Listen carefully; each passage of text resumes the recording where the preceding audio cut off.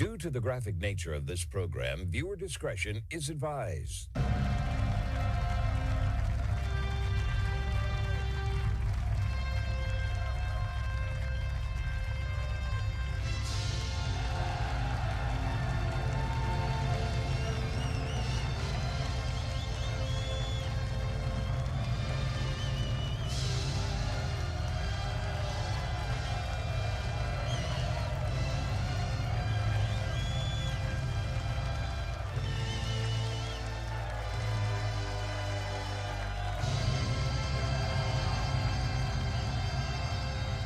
Welcome to the Marco Dure Show, everyone. It is Friday, September 19th, 2025. Thanks for tuning into the show today as we roll into yet another weekend upon us.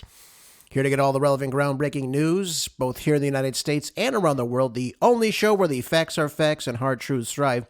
Don't forget to hit that like button, follow the show, hit that notification tab, and share it with as many people as possible. And I appreciate each and every one of you that do that. Let's get ready now, though, for the best hour that radio has to offer, uncensored and ready to go, as always.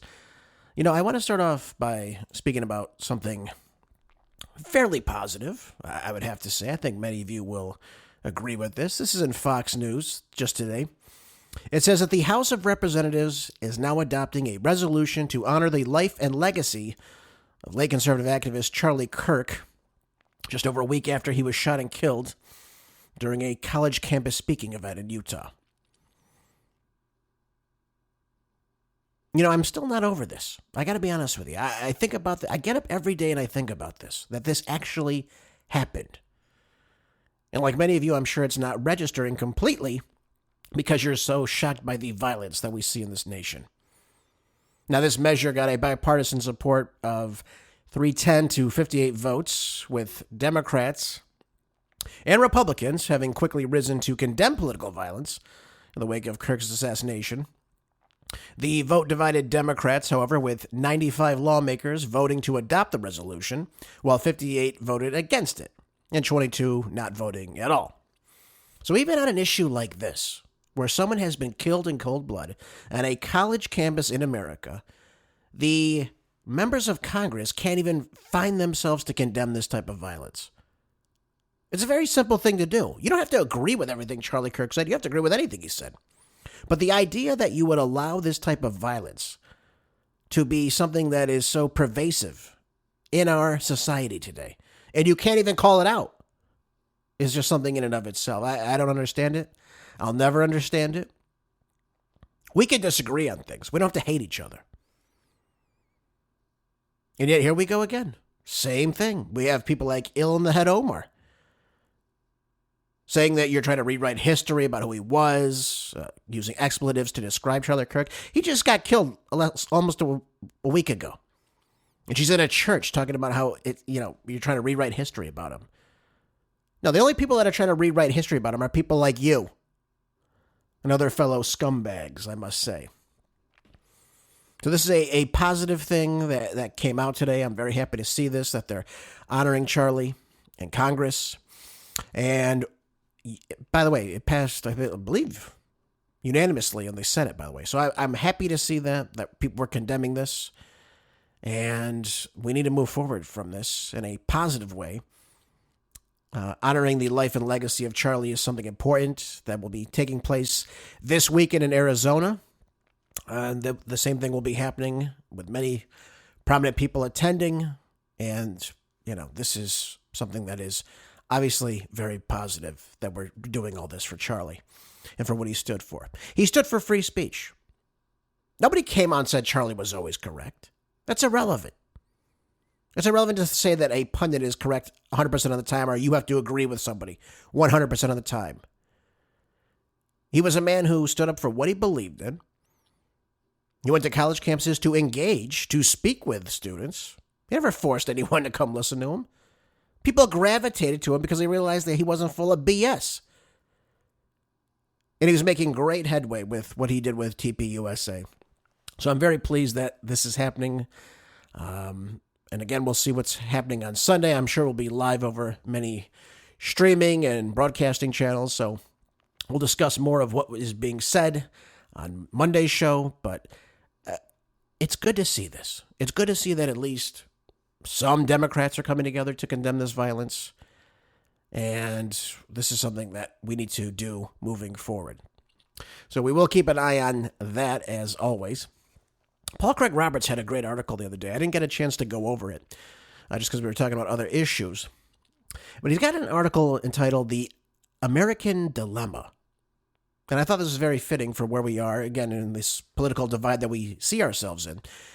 He begins by saying the problem that ethnic Americans face is that neither Republican nor Democrats can represent their interests. And he goes on to say the Republicans represent Israel's interest. The reason for that is simply that Republicans tend to be more conservative, they're more religious, they're more patriotic than Democrats are, at least today, in many regards, and are often seen as opponents to this patriotism, is what they describe it as, this kind of extreme patriotism. The Republicans' mentality towards Israel comes from the Judeo-Christian ethic and the long Cold War against the Soviet Union. So the Judeo-Christian ethic, is what he goes on to say, is an oxymoron in and of itself, because God in the Old Testament is very angry, he's vengeful. And then in the New Testament, given to us by Jesus, he is very loving and forgiving of others. That's why it's called the New Testament. But the Judeo-Christian ethic is propaganda in and of itself that disarms Christians from seeing Zionists for the way they are. Again, this is Paul Craig Roberts talking. But yeah, the idea that, the two religions are exactly the same, to me, is simply incorrect. I don't believe that for a second. I'm not going to go into much detail with that, but they're really not compatible in terms of the belief systems. Just wanted to share that with you and wanted to put that out there. That's simply what it is. The word Judeo-Christian doesn't really have any meaning in and of itself. So now during the 20th century, during the Cold War, there was much focus on the Middle East, right? Washington was determined to minimize Soviet influence and, of course, control oil fields and oil flows. We see that yet again today. Israel was hyped as our ally and our base in the Arab Middle East against the Soviet communism that existed. Thus, the conservatives, and for them, Israel is now just becoming a part of America.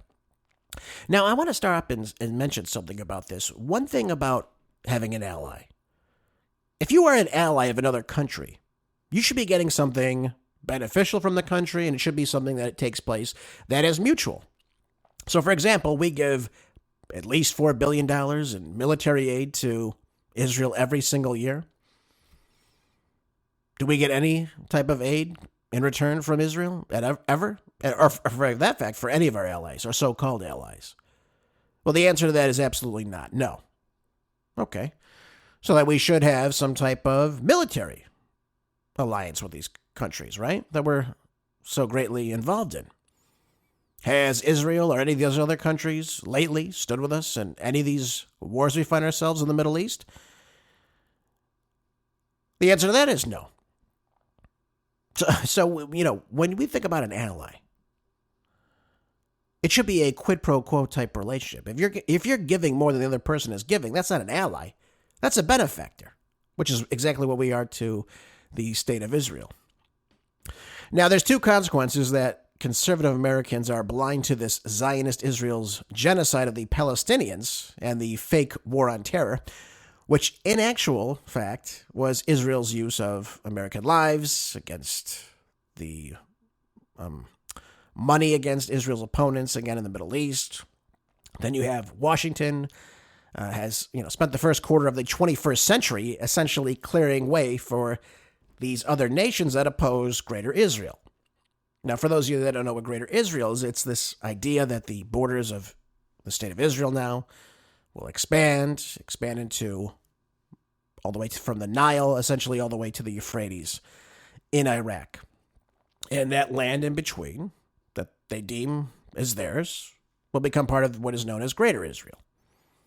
If you don't believe me, you can go look up any of the insignias or the patches that the IDF wears now. They have this exact outline of this new nation of which they want to essentially claim is theirs.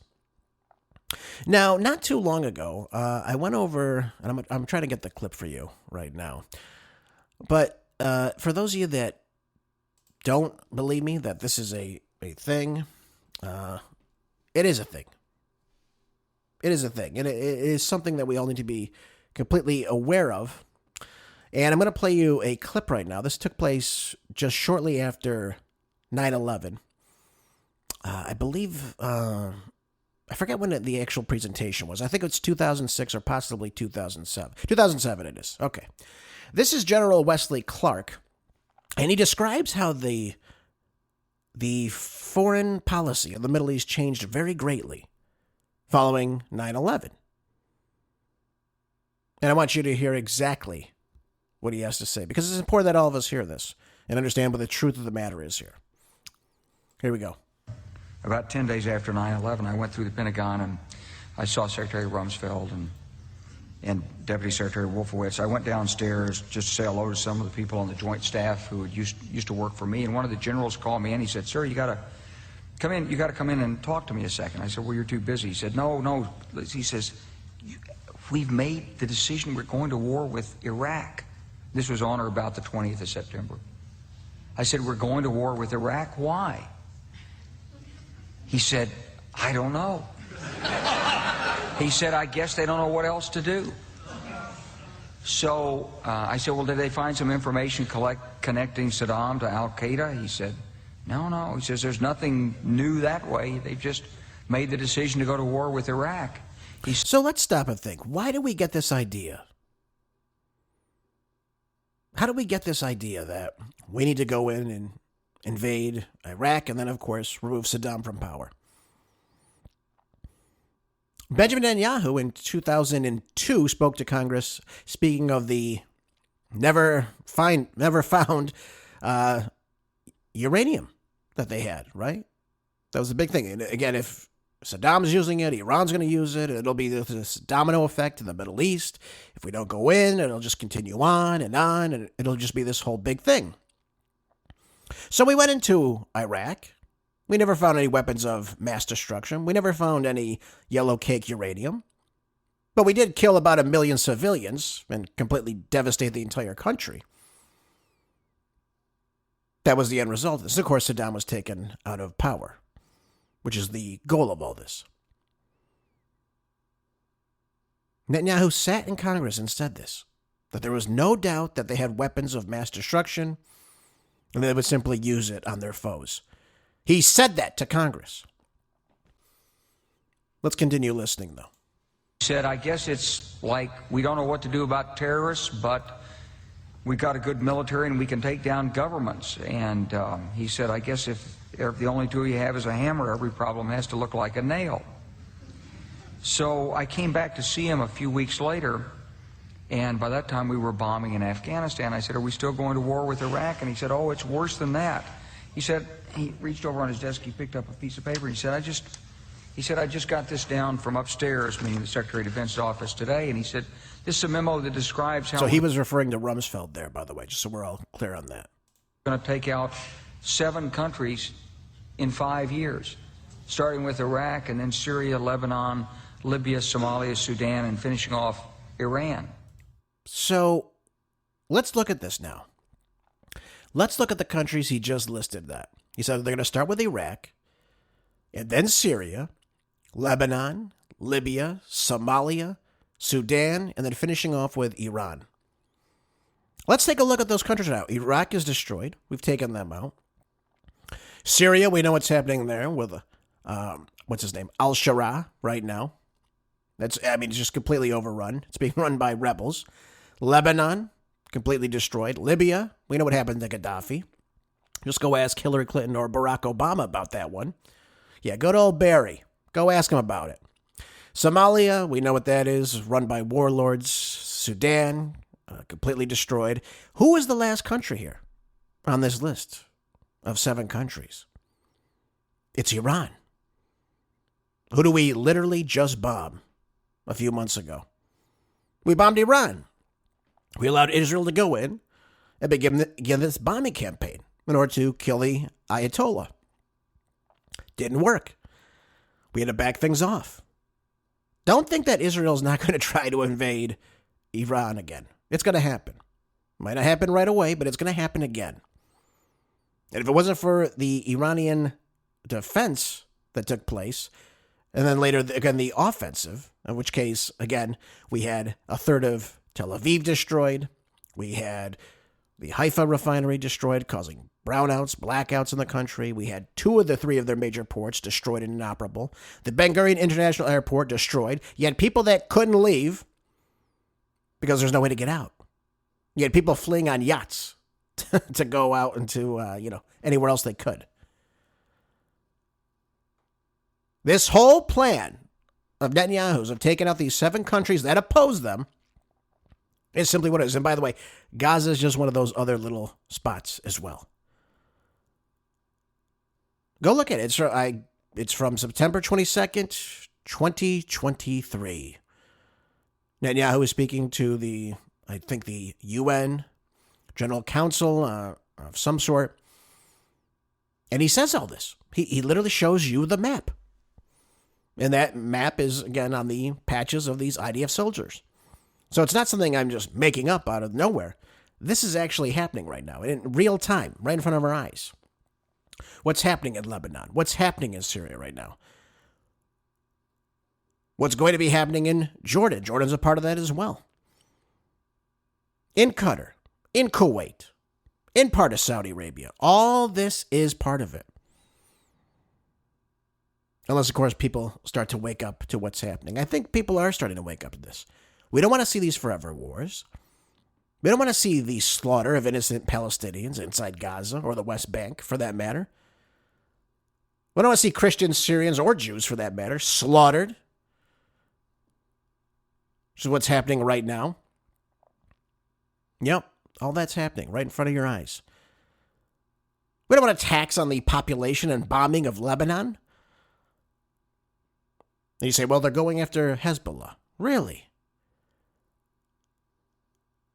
Is that why they put C4 in different beepers that they claim were going to people of Hezbollah? Igniting it all at once and killing other innocent people? Yeah, I got news for you, folks. That's called terrorism, just so you're aware of that. So while I play these things for you, I play them for you because I want you to understand. This is the trajectory of what's happening, and it's all falling into line. Once there is zero opposition, and by the way, Iran is one of those last holdouts that would oppose this. It would probably oppose, again, the takeover of Jordan and what have you. Certainly Lebanon, Syria. Once Iran is gone, then it's just full on. The floodgates wide open for Israel to take more land. So now we have the Democrats, right? So we talked about the Republicans. We know where their foreign policy matters lie. By the way, too, I wanted to mention this. This is not being said anywhere. They did this whole thing with 50 states and Israel or some nonsense like that. 250, I believe is the number. State representatives, people work for the state government, right? Think about who's the legislature, you have your statewide held offices. 250 were in Israel just this past week at the Wailing Wall, of all places. Now, what would they be doing there? It begs the question. Why are they in there? Why are they going there? Why are they all going in, praying to the Wailing Wall? It begs the question, doesn't it, folks? Who's controlling who? I think you can figure that out for yourself. So now we have the Democrats, though. Where does the Democrats' interest lie? Right? The Democrats. Who do they care for? Well, the Democrats are these defenders of course, the immigrant invaders that entered the country illegally, right? We know this. Just look at Gavin Newsom. Look at all these blue state governors. Look where their bona fides lies. It's with the illegal aliens. They championed multiculturalism, this takedown of American values. And, of course, they want to replace this. This white replacement is what we would call it, right? Because it's a white majority nation. And they want to impose a Tower of Babel, right? You can't communicate with anyone. Nobody knows what the hell anyone's saying. So the lack of assimilation is exactly what they want. Think about why they do English as a second language in public schools now, right? We're not going to teach them in native English. We're going to teach them in their own language. And we're going to accommodate that. Because we have hordes of people coming into the country that don't speak the language. We don't want them to assimilate. We want them to speak their own language. Back in the day, when you came to this country, you assimilated. You spoke the language, or you weren't going to get anywhere. There was not going to be any handouts from that. Even Teddy Roosevelt wrote in an article, I believe it was 1907. He said there is but one language, and that is the English language. He said that. Imagine if he said something like that today, in 2025. I'm sure the ADL and God knows who else would come after him for this. This is where we are today. We have a Tower of Babel in the country. How are we supposed to communicate ideas? How are people supposed to stay informed? That's the point, and that's the reason for the takeover. Now, Democrats are also the champions of this sexual perversion that we see again in entertainment, in public schools, in higher education, in society in general. It is more to a progressive, liberal, leftist Democrat. It's more important for them that a male who declares himself to be a female have access to women's spaces, athletic competitions, far more than a criminal suspect to have a fair trial. Right? Jurisprudence. We don't want that. Democrats think that the most important civil right in the world is for a male, and I hate when people use the term biological male. The term male already refers to biology, folks. We don't have to say biological male. There's no other kind of male. It's male and female. That's why. Man and woman. We know this. So the idea, people go out there and the people on the right do this too. They say, well, biological males no, males. There is no other way to chop that up. I'm trying to be careful with my wording here. There's no other way to do this. Okay? Chop this off, sew this on, wear a dress. There's men and there are women. Okay?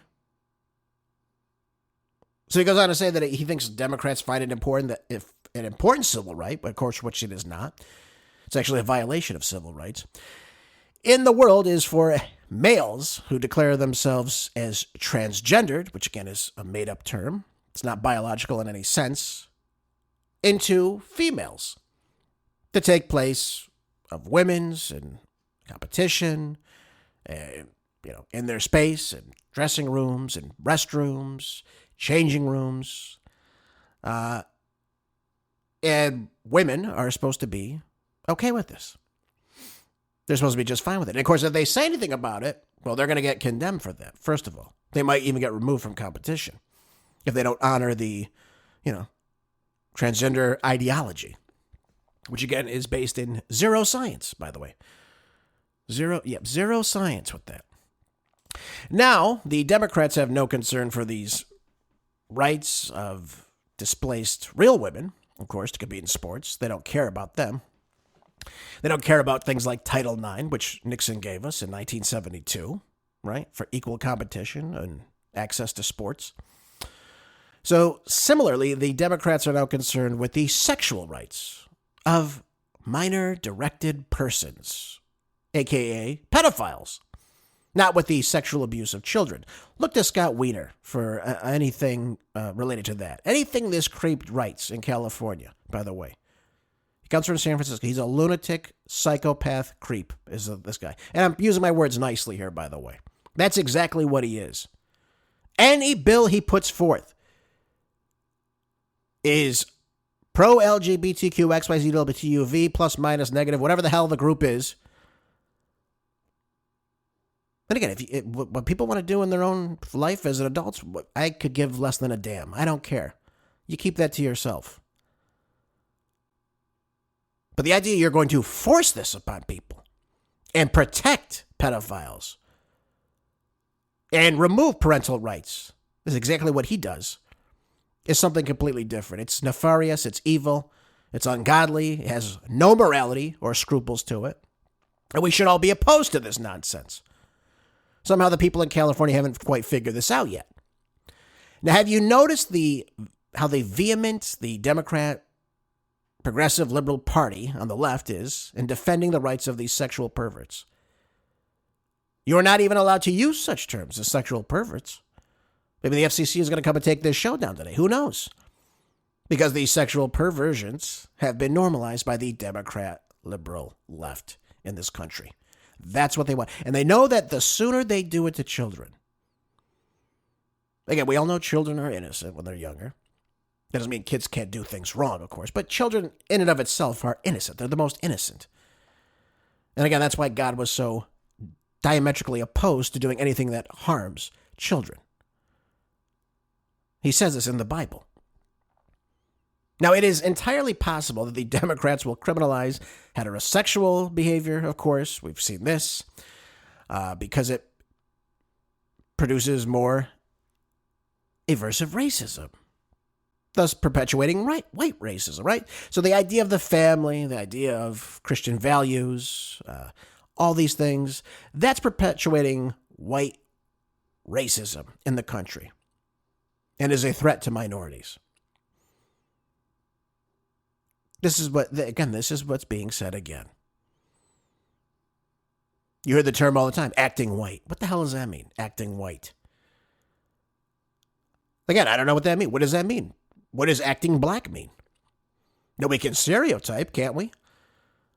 But again, to this idea from the left that every single person of every race, creed, religion, whatever, is exactly the same is completely idiotic.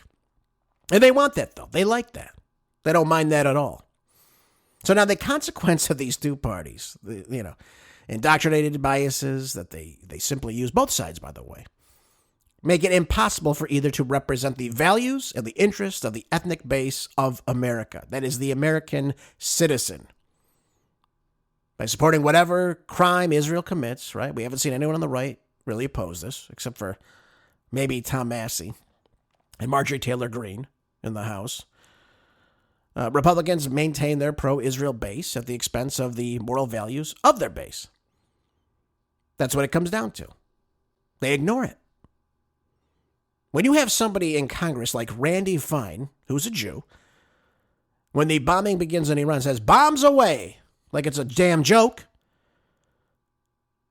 or when they're invading Gaza again, and writes all this vitriol, how do you have someone representing you or the best interests of the country when, again, we support their entire military funding? How do we do that? We're paying for all that you see on the news, if you even see it on the news. But just go look at social media. You'll see it. You'll see the bombing. You'll see what happens to these children. You see the people that go and testify that have been there.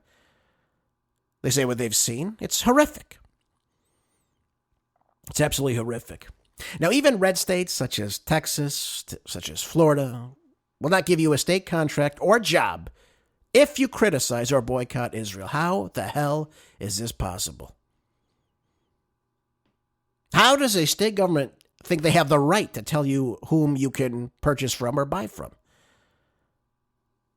And if you decide not to do business, what? You're going to get fined? You're going to lose your business license? We're living in very troubling times, folks. Let me just say that for you. Now, the Democrats committed to the white replacement theory, as I mentioned to you before. As, again, all whites are these aversive racists, refuse to protect American borders from these immigrant invaders. You have Democrats who are committed to emptying citizenship from any type of meaning. What does our sovereignty mean if we have absolutely zero rights? And you see the illegal invaders in this country getting more rights than you, getting more representation than you. Able to stay in a country illegally, of which you have no jurisdiction? Allowed not to pay taxes? Still have the right to live in a home? A home that you maybe even would buy? What does that do to your public schools, by the way? Does it make it better or worse? Well, I think you can figure that out for yourself. Yep, don't speak the language, live under the radar, don't pay taxes, send money back to various countries of which they come from, instead of spending it here. Again, I could go through all the stats with you. I can tell you 1/3 of the people in federal prison are illegal aliens. They are non-citizens. And you don't think that's a big problem? That 1/3 of the people in a federal prison wanted for federal crimes are illegal aliens. Imagine what it would be on a state or local level. Just thought I'd share that with you as well. And then you have people in the Democrat Party that will not cooperate with ICE to channel the means of deportation for these people. So it's a big problem. It's never going to get fixed if we let these Democrats continue to do this. I talked with you yesterday about Judge Andrew Napolitano's article in the Washington Times. No, I'm not for people just simply writing up on somebody and telling them to show their papers at all. But there's got to be a concerted effort that we find some way to locate and legally detain illegal aliens in this country and deport them to their country of origin. That's not a nefarious position. That's not an incorrect position. That is the right way. That's the right way. No, I don't think you should just show up to a business and start just raiding it and detaining people. But there needs to be an effort to do this the right way. So there we go. There we go. We have so many problems in this country. That being one of them, being the representation in the nation. I'm going to move on to this next article, though. This is in Yahoo News. And GOP lawmaker makes blockbuster claim stating that the FBI has at least 20 names of suspected Epstein clients. What could this all be about, I wonder? Who could that Republican be? None other than Thomas Massie. Yep. Probably one of the few Republicans I can actually stand in the House. But the Republican lawmaker revealed for the first time on Wednesday that there is a quasi-list of suspected clients of sex trafficker Jeffrey Epstein that can be compiled from a series of witness statements and other evidence gathered by the FBI. Yep, there you go. And how come we don't know these names? Who the hell knows? This is from Wednesday, and I want you to hear it. Take a listen. Gentleman from Kentucky is recognized for unanimous consent. Mr. Chairman, I ask unanimous consent to submit two sets of documents. The first is a series of emails from the victims of Jeffrey Epstein. They are making FOIA requests to get their own FBI files and not having any success. So I want to bring attention to that by submitting that to the record. The second document that I want to submit to the record, for the record, I know we don't usually read these. This one's not readable. It's completely redacted for the most part, the first 50 pages. This is actually the search warrant that was served on James O'Keefe for a diary that he had already given to the government 2 months before. And as it turns out, there were no indictments here, yet he still doesn't know why he was raided, and I think he deserves to know. So, without objection. Thank you. Okay. So we have people that are victims of Epstein that want the documents and they're not able to gather access to them. We have people raided. Again, not told why. Their information is being taken from them. This all goes back to the judge's article. They have a right to know where the documents are that they need and why. That's why you serve somebody a warrant. This is being taken because X, Y, and Z. He has no idea why the document's taken. He has no idea where it is. But he goes on to say that the FBI has the names of at least 20 people tied to Epstein. I think that's a pretty low number, by the way, including prominent figures in the music, finance, politics, and banking. That makes sense. Massie's statement comes as FBI Director Kash Patel testified under oath before Congress over 2 days of contentious hearings. Of course, you saw the back and forth he had with the low IQ Democrats, of course, like Eric Swalwell, Cory Booker, Adamlish Schiff, of course.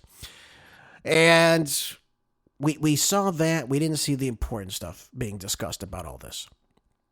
I want to get to the bottom of the Epstein saga here that we seem to find ourselves in. We're given no information. We're told we're going to get this information that would be released to the public, and we're not getting it. And everyone is now saying, well, it's not a big deal. If there was a list, it'd be released. Why you focused on it? Let's focus on moving on. No. You had 1,000 girls go down to that island. There's what, a couple, 20, 30, 40 left? What happened to the rest of these girls? How come we have no idea what happened on this island? And by the way, he had other hideouts, locations where this type of activity would take place, both in the United States and abroad, by the way. And we're told absolutely nothing about this. Why not? And we're also not told if this was, in and of itself, a blackmail ring. Why not? Well, because it would be, again, they topple the whole house of cards down. And if he did this on behest of another government, so I'll just throw that out there for let you to decide, it becomes a pretty damn big problem. I think we all could agree on that. So to, again, insist there was no client list, no credible evidence that Epstein trafficked underage girls to anyone other than himself, to me is absolutely asinine. Why is Ghislaine Maxwell in prison then? If there's nobody to traffic anybody to, why is she sitting in jail for 20 years? Why is that happening? These questions need answers, and we're not getting them. I mean, ask yourself this. Why would somebody, again, go through a trial for sex trafficking if the only person was to give them to Jeffrey Epstein? So it was just her and him, Bonnie and Clyde. That's what we're supposed to believe? She just went out and procured these women for him? Again, the guy was a billionaire. We don't know. He wasn't any, hedge fund manager or any nonsense like that. He wasn't even a financier. He didn't even have a college degree. And he's given millions upon millions of dollars by several people. We talked about this when the whole case was kind of blowing up. Yeah, he has people giving him a $77 million mansion in New York City right after he was arrested, by the way. What's all that about? We should know this. We should know why J.P. Morgan Chase dished out, $800 million? Why did Deutsche Bank give out $200 million to the victims? Why were they given this money? And what was the bank's culpability in all this? Well, it's easy to know. It's because of the transactions they made for these people. It's as clear as mud, but we're not told this on the mainstream media at all. Will we ever get to the bottom of this? I have no idea. Again, I don't know all the names on this list. We have no clue. We don't know how deep this runs. We should. The Trump administration promised us transparency. We voted for that transparency. But right now, we're not given that. What happened to the JFK files? Or the MLK files? Or the RFK files? Or 9/11? All this. We're given absolutely nothing. Keeping us right in the dark yet again. It's very upsetting to me. It really is. That we're told nothing, and you're told that now it's a Democratic hoax if you question it again. It's unbelievable. Absolutely.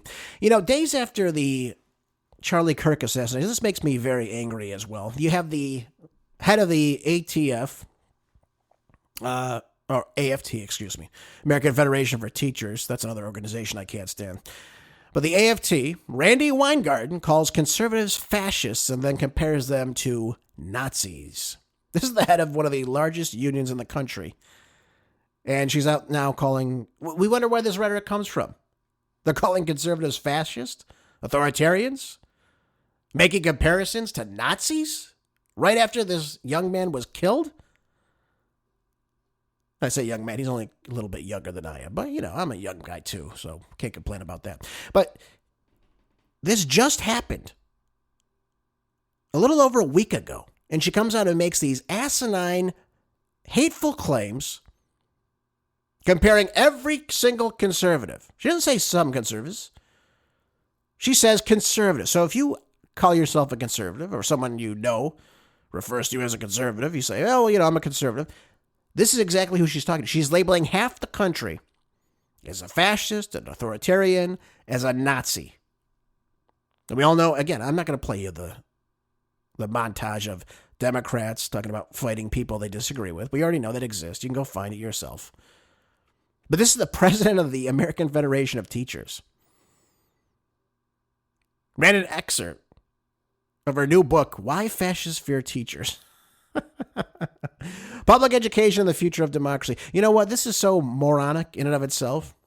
Of course, it was, released in Rolling Stone, a disgusting magazine, too. Completely useless. Why fascists fear teachers? Now, I want you, those that are listening, do you think you're a fascist because you don't want your kids indoctrinated in public schools? And how has public education gone since she's been in charge of the AFT? Well, I'd have to say it's gone pretty bad. What did she do during the COVID lockdown? She championed everything that the Democrats wanted done. Everything Fauci said, they applied it right to public schools.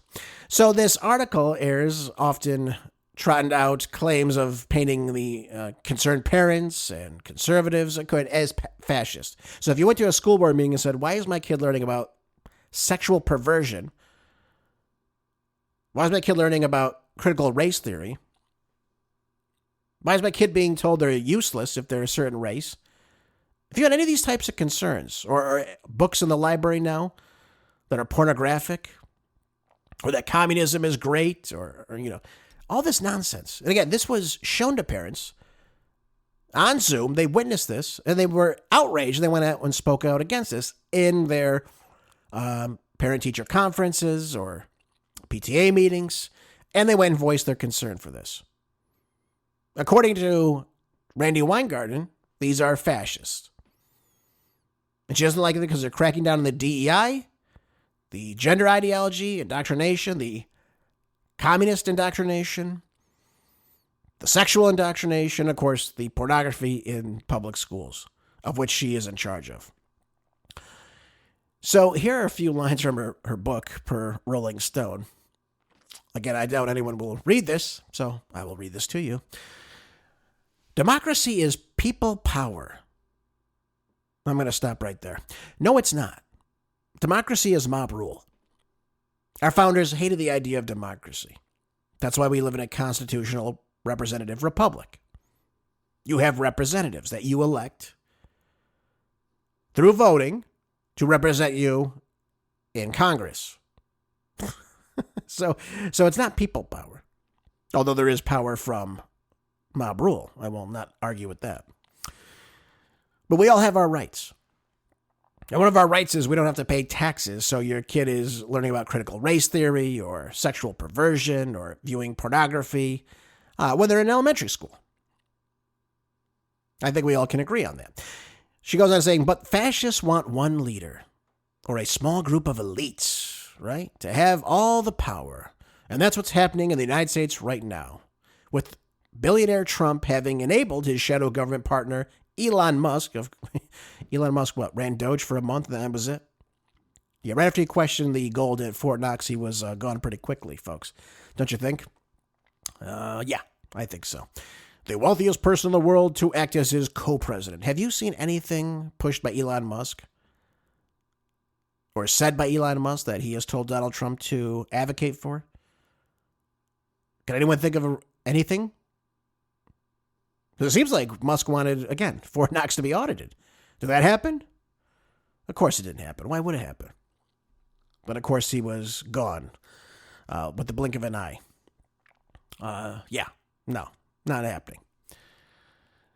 Now, authoritarians actively attack the truth, knowledge, and critical thinking because an uninformed political body or public is easier to control. Degrading public education and critical thinking skills may only prime more Americans to not recognize disinformation and misinformation and take authoritarian leaders like Trump at their word. Look how disingenuous this is. First of all, she's the one that wants the truth? Really? She's the one that cares about knowledge? Wait, well, we can debunk all these theories they push right now. Critical race theory, we can debunk that easily. The history that they lie to you about the founding, the Civil War, various presidents, obviously the Republican Party. We can debunk all this. Slavery in America, we can debunk every single claim they try to make. They don't seek the truth, they seek the narrative. They don't want you to have the knowledge. They don't want you to have the ability to read books. They want you to read the Rockefeller written textbooks that they push in these school systems. That indoctrinates you. Because you go to school and say, oh, yeah, I learned about this in the 8th grade. Oh, I learned it again in high school. I learned it again in college. It's on the news. It's over here. They made a movie about it. Oh, that definitely happened as is being told to me. But have you read any books by any independent historians or authors about history? That's not funded by some of these big think tanks or big donors? Yeah. See who they're trying to stop you from listening to. Always look for that. Anytime you see someone they don't want you to hear, or they tell you not to listen to, or ignore, or anything like that, that is in a position of speaking about a certain topic, or event, or what have you, those are the people you might want to listen to. Just thought I'd share that with you as well. I don't want to read the rest of this. It's a bunch of nonsense. Actually, I do want to read one of these things. I want to read this part to you. It says, and what do fascists do when they're worried that students might learn about the truth on their own? They ban books. Book bans are a very old and deeply disturbing tactic that, frankly, I never thought we'd see with such horrifying scope and scale in our country. This is profoundly disturbing precedents. In March 1933, an election consolidated Hitler's power.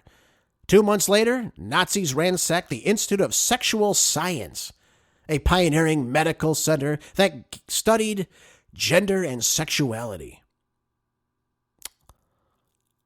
The Institute advocated for queer rights. Nazis removed all the books from the Institute, 20,000 books in total, for the first book burning in the Nazi regime. Book burning is part of a broader fascist pattern of attacking knowledge, freedom of information, and critical thinking. So here's the problem. Here's the problem with this entire paragraph. First of all, she's a liar. That's the first part. There was book burning in Germany. There was. And they were burning all the pornography, the filth that was plaguing Germany, especially in Berlin, where you had, again, the prostitution that was rampant.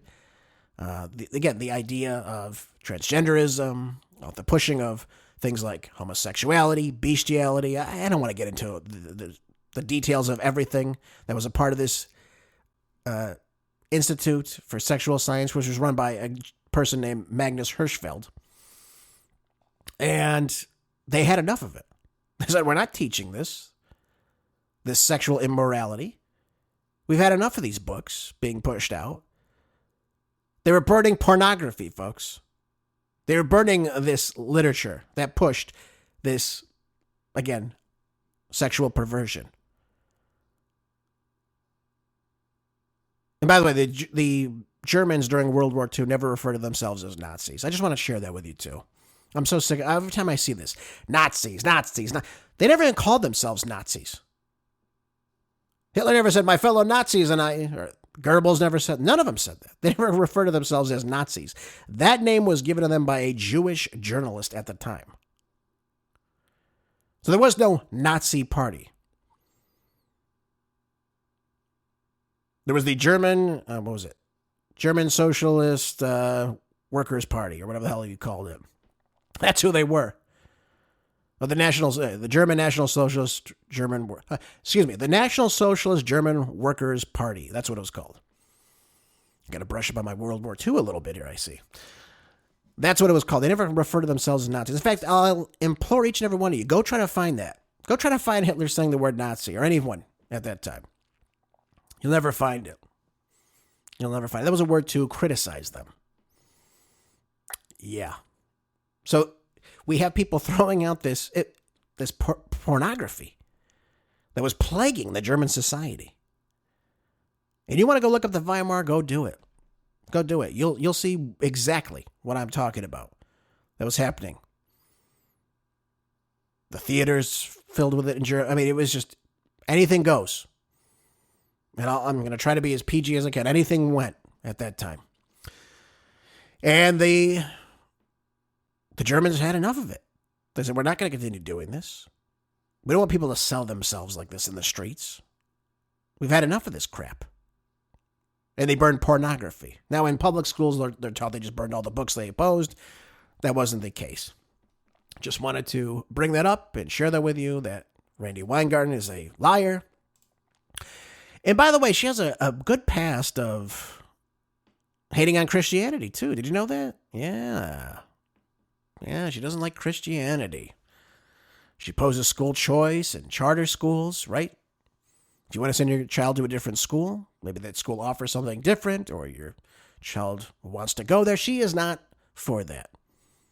They want you to stay in your nice little neighborhood school, right? They don't want you to have freedom of choice of where you send your kids with your own taxpayer dollars. She said in an interview in 2023, again, regarding the school choice and charter schools, she says they want to have basically a Christian ideology. Their particular Christian ideology dominate the country, as opposed to a country that was born on the freedom of the exercise of religion. Now, first things first. This country was founded on Christian values. That's true. It was founded on Christian values. The whole country is founded on Christian values. It was a Christian majority country at the start. And this whole idea of the separation of church and state, everyone tries to rush to that. It's not in any governing documents. And the idea, though, that if you oppose sending your kid to just a random school you've been designated to and you want the freedom to choose, or you want to go into the charter school system, that somehow this is a Christian ideology and you're somehow opposing the First Amendment. They always run to the, freedom of exercise of religion, or freedom of religion, I should say, when it only suits them for what they want. They don't want school choice. They don't want you to have the option to go to public schools. The charter schools, because then you don't get the what's it called? The union dollars. There's no union with charter schools. And if there's no union, Randi Weingarten makes less money. I think he makes like $560,000 a year or something like that. It's absurd. But this is why they want this. They want their schools open. They want the charter schools closed. This is why they oppose it. That's why Zohran Mamdani in New York City opposes it. What do you think? He's not in the back pocket of the teachers union? Come on. Give me a break here. Yep. That's same old, same old. They don't want you to have any choice. They want the reduction of choice. Isn't that something a real fascist would do? Prevent you from choosing what you want to do and how you want to spend your taxpayer dollars and where you want to send your children to school? Yeah, there's nothing wrong with opposing taking your kid out of a school that preaches the indoctrination. They don't teach you any type of skills that are useful. And they're hell-bent on sexual perversion, pornography, and things of the such. That's a school you want to get your kids out of right away. Right away. The Gateway Pundit has a great article speaking about Jasmine Crockett. Oh, yeah. Can never go wrong with Jasmine Crockett, right? One day after another, one stupid remark after another to show her extremely low IQ. Crockett insists that committing crimes does not make you a criminal. Which is odd because the term criminal refers to someone who has committed a crime. This is a lawyer, by the way. You know that? She's an actual lawyer. It's astonishing to me that someone could go to law school and not know what the legal definition of criminal is. Understanding what ends up having people become criminally impacted really informs so much of what I do legislatively, right? So when people are like, oh, crime is terrible. And yes, it is, right? Like, because when somebody goes out and commits a crime, they don't typically, say, well, I'm a D or I'm an R or I'm an I. It's not like literally like, it's about, well, how do you fix it? How do you make communities safer? And I do think that I'm in a unique situation because I was having the conversations with people that were going out and committing crimes. And so I understood what was kind of pushing them there. And so I do want people to know that just because someone has committed a crime, it doesn't make them a criminal. She was speaking with members of Congress? Who is she talking to? These criminals. Anyways, so if you commit a crime, you are not a criminal. Interesting. So what the hell are you? A law-abiding citizen? I don't understand this. How a lawyer can sit... Why is she always on different podcasts, too, by the way? It seems like every day she's on a podcast. She's on MS Nobody Cares. She's on all these networks making a fool of herself, and she just keeps going with it. That makes absolutely zero sense. Absolutely zero sense that she makes these insane comments about law and order. What has she done to stop this, by the way? She doesn't support ICE, I can tell you that much. Has she written some type of crime bill that would make the streets safer in our American cities or streets? Does she want to make anyone held accountable? What does she want to do? Now, we know she wasn't talking to any real criminals. We know that. I mean, come on. It's insanity that they say these things. Yeah, I was out talking to criminals. Really? Who? Name them. What'd you say? What were they charged with? The things Democrats say just makes you wonder. All right, folks, we got a short bit of time left. Let me go over... what do I want to go over? I wanted to go over this yesterday. I didn't have time. It's a long article. It's getting kind of wrapped up with the other issues of today. Let me read this one to you really quick. This is in Just the News. It says that the House of Representatives just passed a stopgap spending bill on Friday amid the concerns of a possible government shutdown. And, of course, the GOP-led bill is a kind of short-term government spending package designed to prevent a shutdown at the end of this month, so that the bill will go on to the Senate, where the Democrats have pledged to sink it. Okay, of course. The vote Friday in the House was 2017 to 2012.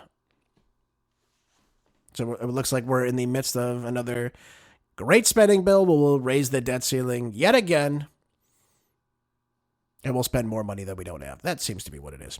The Wall Street Journal, I'll just go over this quickly, said that the leading indicators continue to show a weakening economy. What is this all about? Right? What is the Wall Street Journal telling us today before we jump into our weekend? It says that the U.S. economy faces a slowing economy amid growing concerns about the labor market. Headwinds from tariffs and, of course, a weak manufacturing sector indicate all these things. We have the leading economic, or LEI, which was published Thursday by a research group called the Conference Board, fell 0.5% to 98.4 in August, the largest decline since April of this year, after a 0.1% increase in July. Economists polled by the Wall Street Journal expected a 0.2% drop. So we're kind of in the midst of where most economists agree. Now, alongside persistently weak manufacturing new orders and consumer expectation indicators, the labor market developments also weighed in on the index. And she goes on to say, a major driver of this slowdown has been higher tariffs, which are already trimmed the growth in the first half of 2025 and will continue to drag the gross domestic product growth in the second half of this year and the first half of 2026. So I've said this to you before. I'll say it again. I always tell you this. The tariffs are a tax. When you're seeing Japan ship out less exports to the United States because they don't want to pay these higher tariffs, or they feel like they're going to be, sideswiped by, again, competition in America. You're seeing, I think it was 13.8% less exports coming into the country now from Japan. So we have less products on the shelves. Less products, less things to choose from, supply and demand. You see where these issues fall in. Right now, we've got the Fed saying they're going to, I think, cut the interest rates by what was a quarter point or 0.25%. I think they want to try to expand the economy that way by dropping the interest rates. Just understand, when the interest rates drop, okay, when they drop, the value of the dollar goes down. And we know what happens when the value of the dollar goes down, don't we? Yep, the price of goods is going to start to go up. That's the way it's going to work. Folks, thank you for being here with me today, and all of you that listen to the show this week. I appreciate each and every one of you. You're great. So please keep sharing that show with everybody. I see the numbers growing, and I appreciate each and every one of you. Have a good rest of your weekend. Be safe out there. Make sure you're productive. Keep your house in order, and make sure that you're always storing up the food right now, especially your beef. Make sure you have water, ammunition, medicine, anything you need to be self-sufficient. Should anything happen in this wild economy we find ourselves in. I'll see you Monday on the next Marco Dre Show. Until then, be good, stay busy. God bless.